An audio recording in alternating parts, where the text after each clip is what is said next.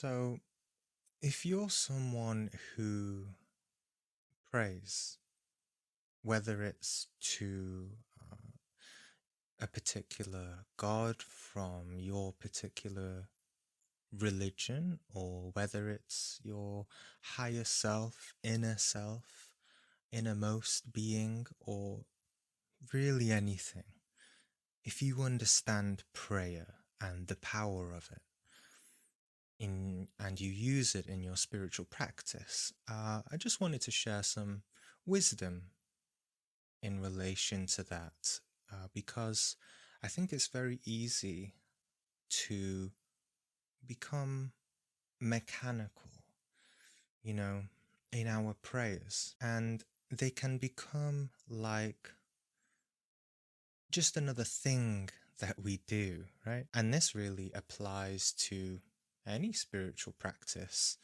whether it's meditation or something else. It's very easy for us to become monotonous and mechanical with our spiritual practices because we do it every day and we think if we approach it in a certain way, it will work for us. But that's not the way, we should approach spiritual practices, right? Because it can never be the same every day, and spiritual practice is to be approached every day with an entirely new slate, because every single day is always an accumulation of new energies, right?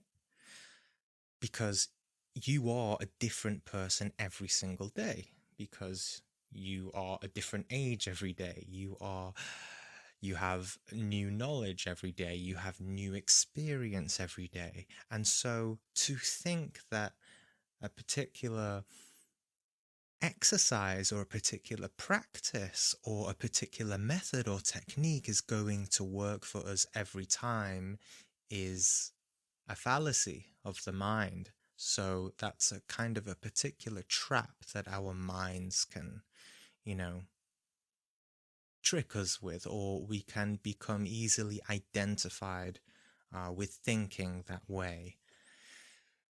So I just wanted to share some advice about prayer. For example, let's say you identify something within yourself. You recognize an error. You recognize something that you don't want to do because you know it's bad. You know it's not a virtue and that you can improve your life, or you will be happier because you will be living more true to yourself in an honest way if you didn't think or do this particular thing that you've identified is not the way that you want to live. It doesn't have to be something, so sinful. It can just be something that you've recognized isn't efficient in the way that you are expending your energy. For example, perhaps you have recognized a certain kind of pride or vanity in the sense that you do particular things to show other people that you are spiritual, right? Which is, it's not that bad, really. You want to kind of share your passion and your interest for spirituality.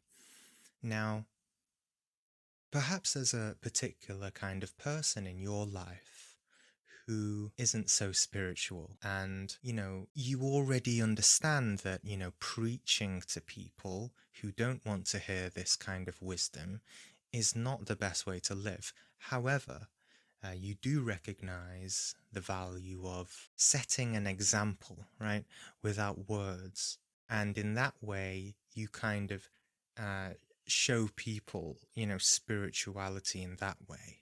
But that can still, in a very subtle way, trap our energy or trap our awareness in being fascinated or preoccupied with trying to perhaps impress people or make an impression, right? So you recognize this and you say, you know, I shouldn't be caught up in trying to impress someone, or I shouldn't be wasting my energy in hopes that someone is going to change because of the way I live. I should live in a pure and spiritual way because I want to, because that's part of my path and my own living, right? When one recognizes this, when one recognizes their error in the sense that they want to change this, right? They want to be more authentic in the sense of, living authentically without putting any conditions or hopes that people will recognize me or that I will make an impression or that, I'm making the world better by doing so, right? Our path should be for us and us alone. And, if people change because of it, okay, that's great. But we shouldn't be concerned in a vain way, right? So, anyway, if a person recognizes this and wants to change, especially for someone who is very partial towards prayer, they might very quickly say, Lord God, please help me that I am not vain. Please help me that I am not prideful. Please help me to become authentic, right? Very good, very positive, very sincere prayers, very good intent, right? So you might think, what's wrong with that? But there's a kind of duality there, right? First and foremost, you have recognized that there is a person within you who wants to do those things. Good. You've recognized a mistake, you've recognized an error. And on the other hand, you recognize the possibility to live without that, and you pray for that. Okay, there's a split there, there's a duality. So, what do? You pray, okay? Now, here is me, the I, who recognizes something. Very good. Now, there is the me, the I, and then there is prayer. Okay? Now, when the me, the I goes to prayer, okay, there's a space here. Now, when the me, the I goes to pray, there's a space between me and the prayer. And usually, we just skip this space mindlessly. Okay? You could call this space the intelligence of God, okay? Or the intelligence of the thing that you are praying to, or the intelligence that has the answers there that are discernible, that are perceptible for you if you pay attention with your awareness carefully and intuitively, all right? So let me explain. We go to pray and say, please change this. Okay. Well, as soon as we start speaking, as soon as we start praying, we're immediately going here, right? And say, we just jump straight away and go, please help me, please help me, please help me. And we hope, okay? Now, I'm not saying this is ineffective. And much of the time, we are perhaps in desperate situations where, we don't have the time for this mindfulness that I'm talking about.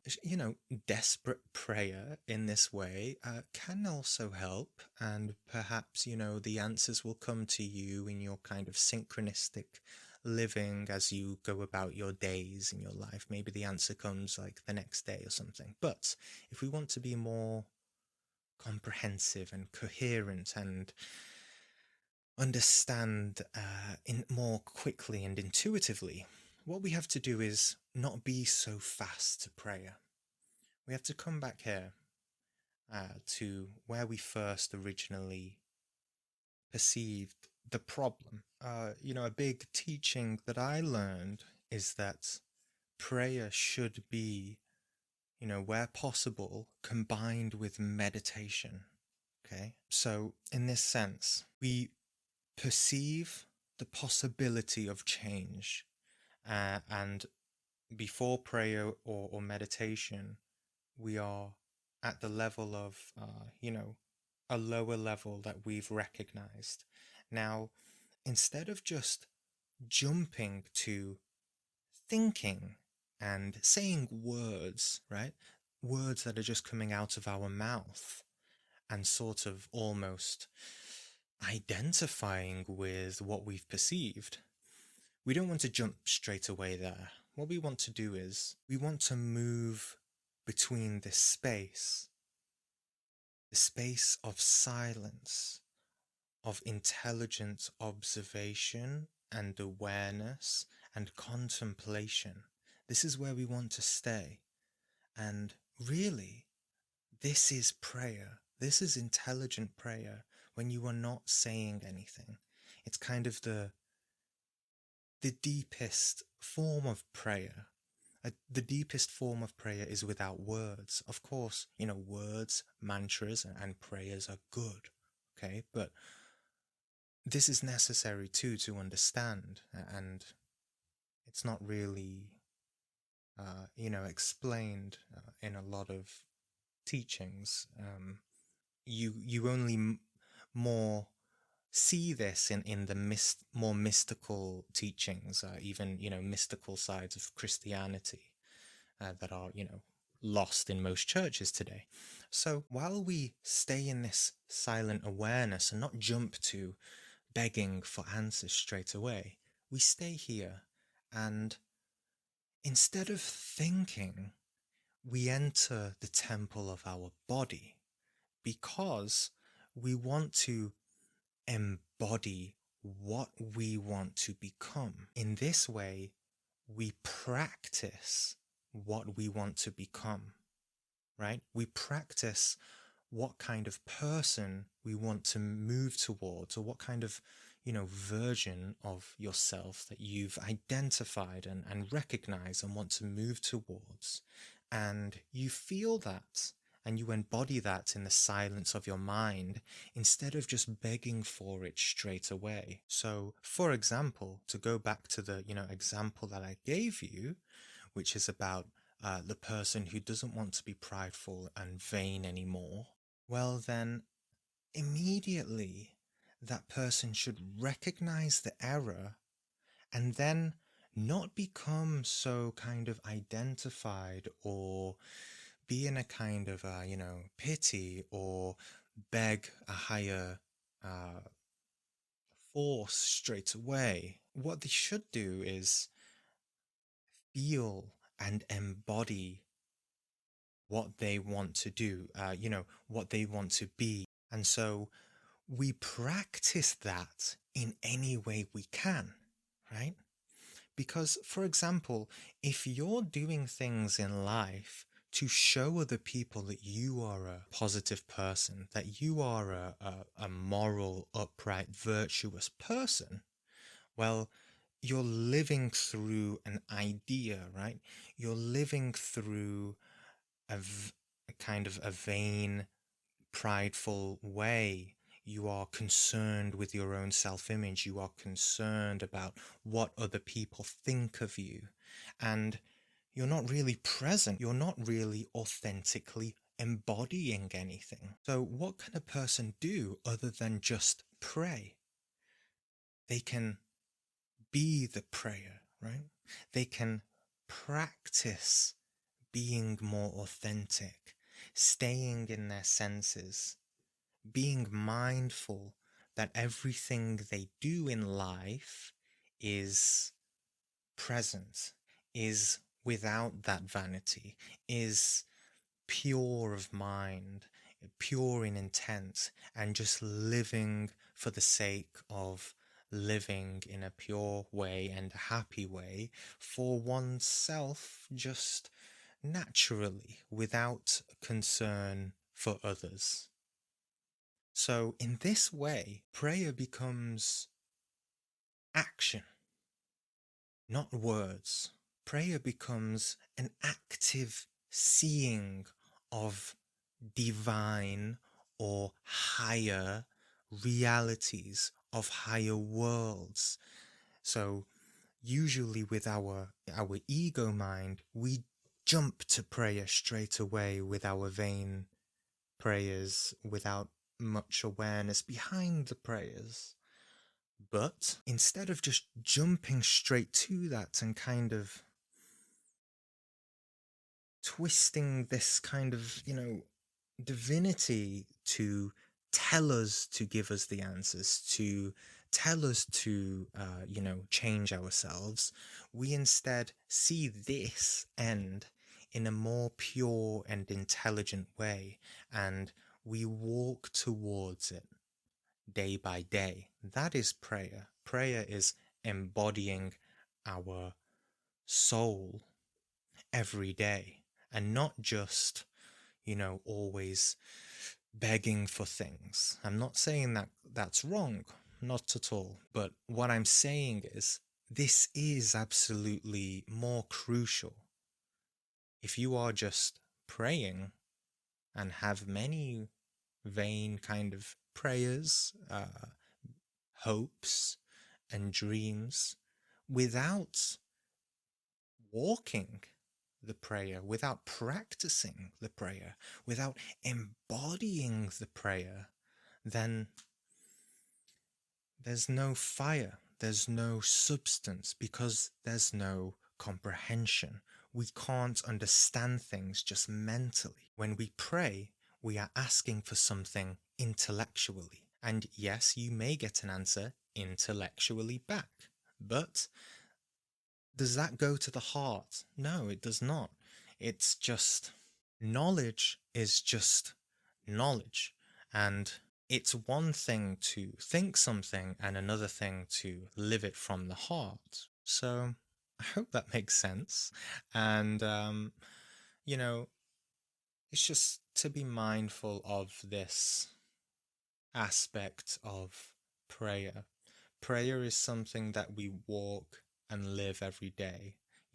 Meditation is about cultivating your focus, cultivating your inner awareness of your inner world, and cultivating your concentration and your deep awareness around you, and not, be sucked in by many kind of unconscious things around you and perceptions and events and dramas and people, right?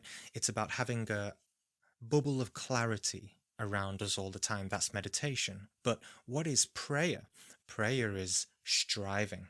Prayer is going towards the divine, going towards higher worlds, higher realities, superior modes of being.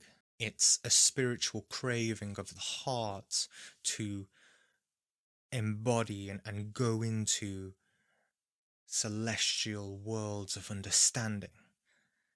It moves us. Prayer is fuel for the consciousness, fuel for the meditation. So this is how we can, deepen our prayer. Instead of, okay, I see a mistake and I go straight to the prayer, and then I ask, and then I finish, and then I just go about my life.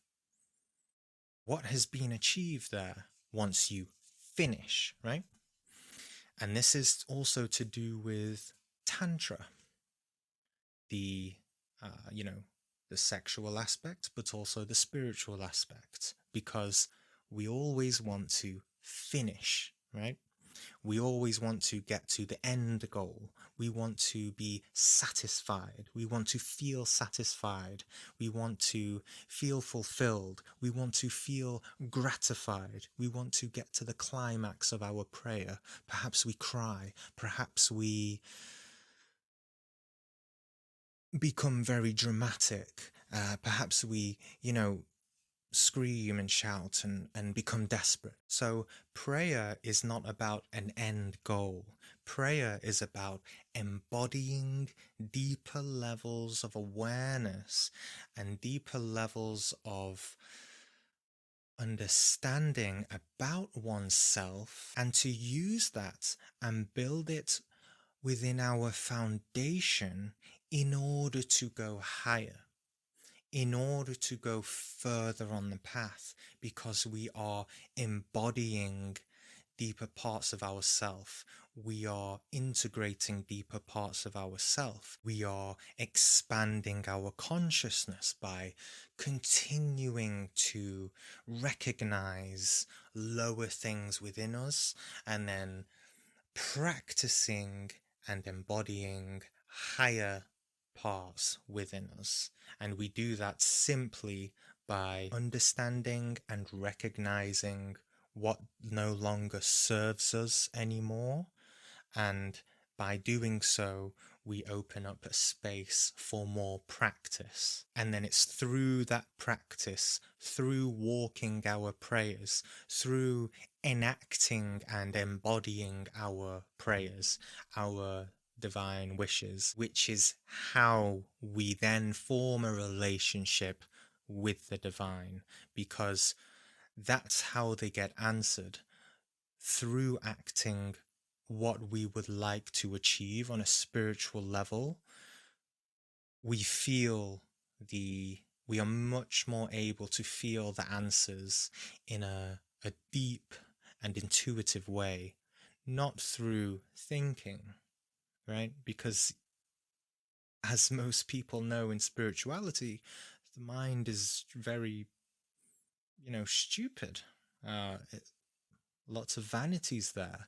And so, this is why, throughout almost any kind of religion, it's taught that we have to connect with the intelligence of the body, because then all the guidance and all the very subtle nudges and instincts of our consciousness are felt through the body. So, yes. So, that's it.